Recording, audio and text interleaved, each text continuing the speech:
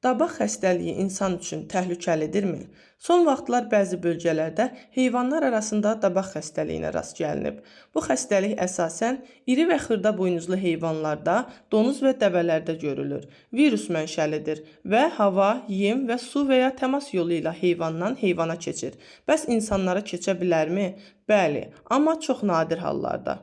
İnsanlara əsasən xəstə heyvanla birbaşa təmasda olmaq, südünü çiy içmək və ya ətini kifayət qədər bişirməmək nəticəsində yoluxa bilər.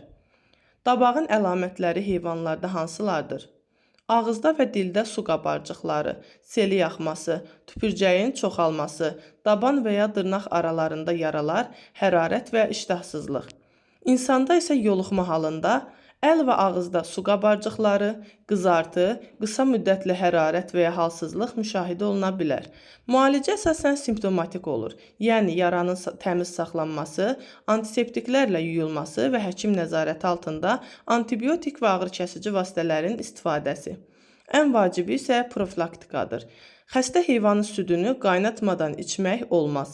Ət yalnız tam bişmiş halda yeyilməlidir. Heyvanla təmasdan sonra əllər sabunla yuyulmalıdır. Yaddan çıxarmayın. Dabaq insan üçün adətən yüngül keçir, amma yayılmanın qarşısını almaq üçün gigiyena və təhlükəsizlik qaydalarına əməl etmək vacibdir.